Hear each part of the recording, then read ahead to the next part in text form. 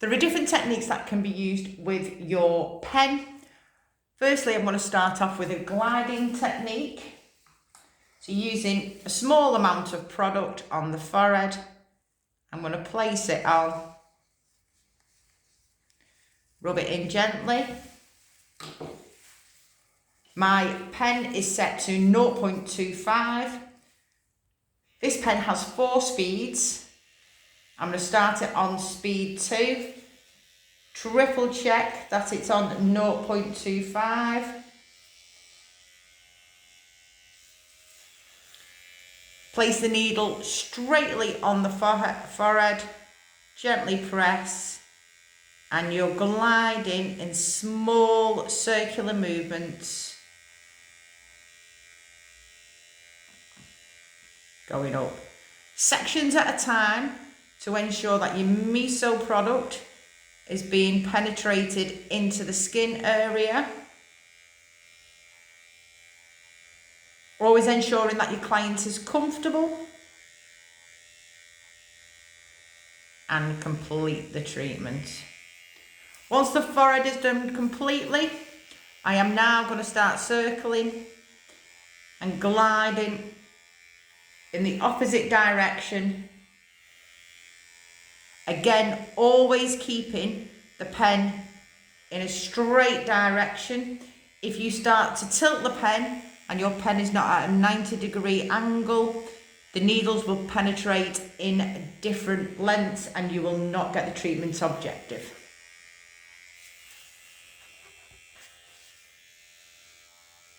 Once you have completed the treatment on the forehead, you are now going to go to the cheek area.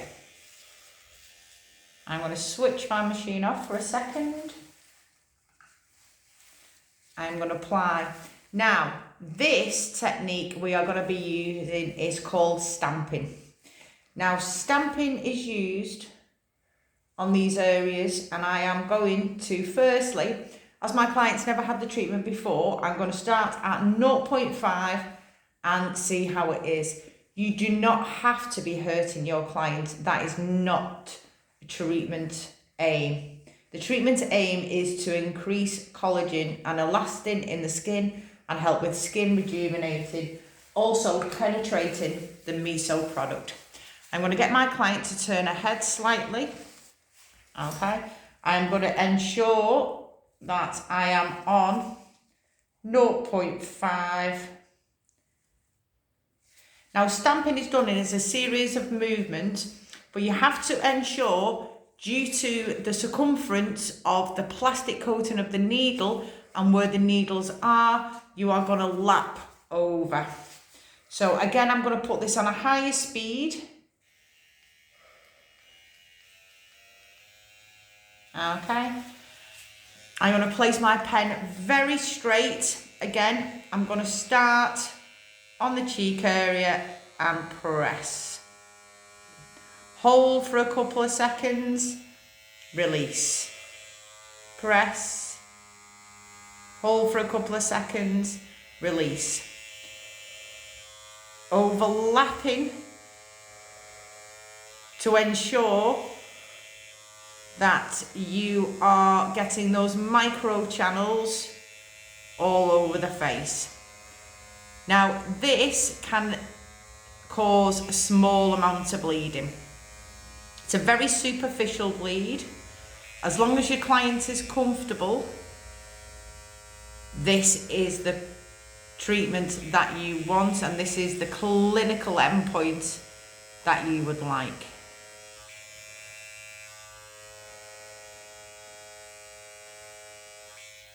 Again, overlapping when you go on to your next line. Keeping the pen extremely straight and trying to put the same amount of pressure on, ensuring that your client is comfortable. Once you have done that area, you can rub that blood in to help with all those platelets going into the skin and helping that healing process.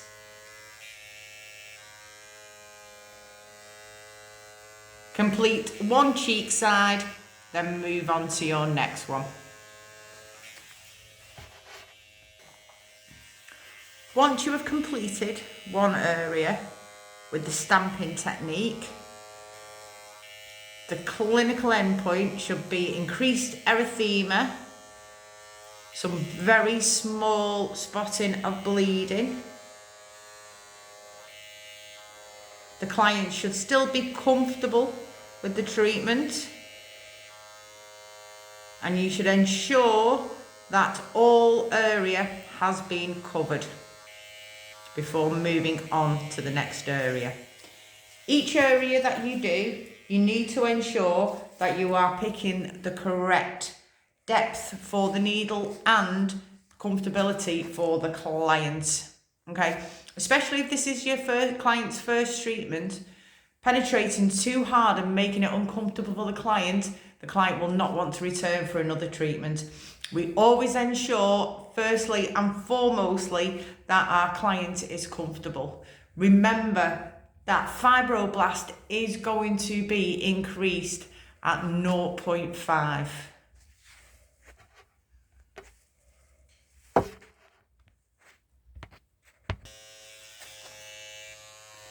We have nearly completed the cheek area, and you can see all that lovely erythema coming up.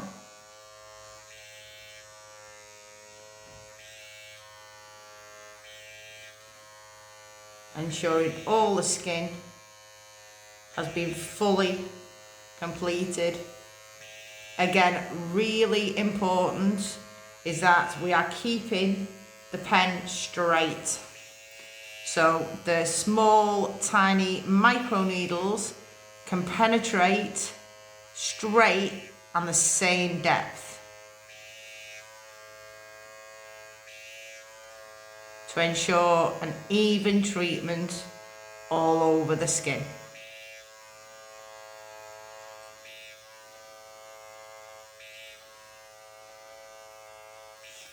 Moving on to the chin area, I am going to slightly lower down to 0.5.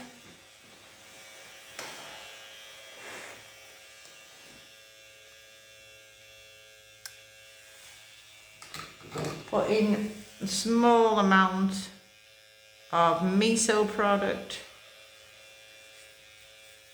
onto the client's chin area. Again, ensuring that it is nice and straight and we are overlapping. Remember, the chin area is going to be more sensitive for the client.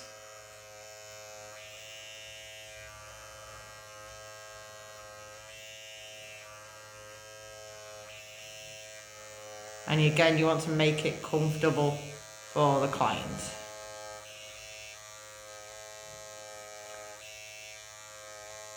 Pushing all the goodness from any bleeding back into those micro channels to put all that platelets and goodness back into her own skin.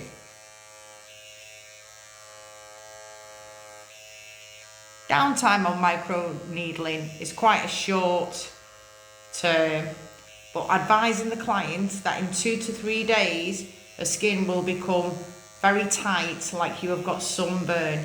Now this is the transepidermal water loss that is being brought on by us making these thousands of little micro channel into the skin.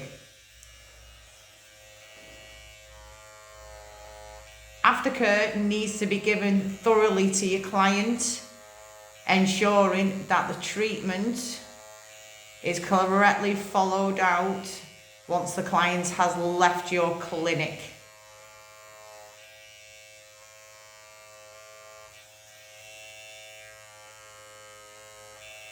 Working all over the skin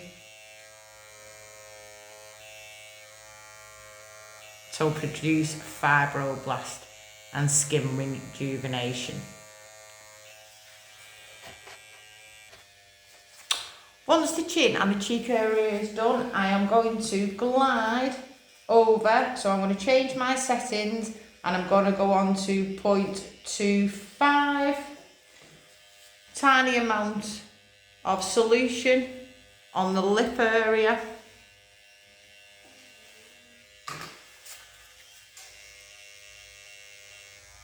And glide.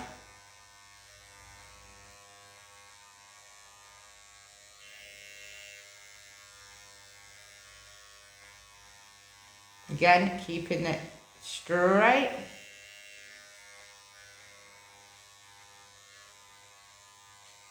Ensuring the same amount of pressure is placed on.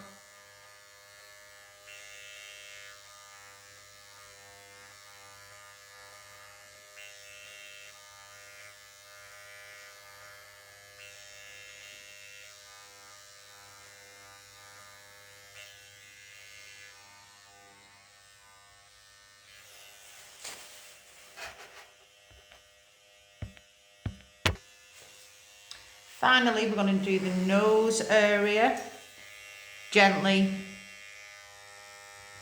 at a very, very shallow depth. You can stamp or small gliding technique can be used. I always find whichever is comfiest for the client at this point.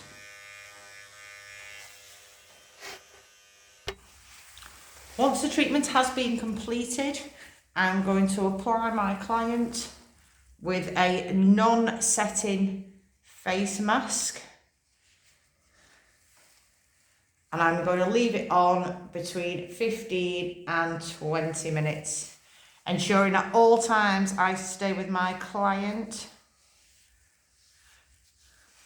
Products used before and after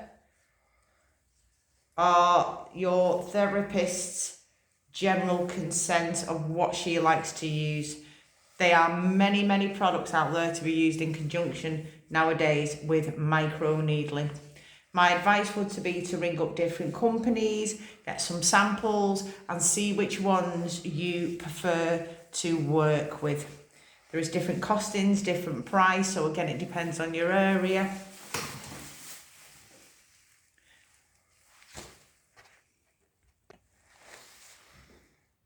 Once the client has completed a time with the mask, this can be removed and very gently massaged in.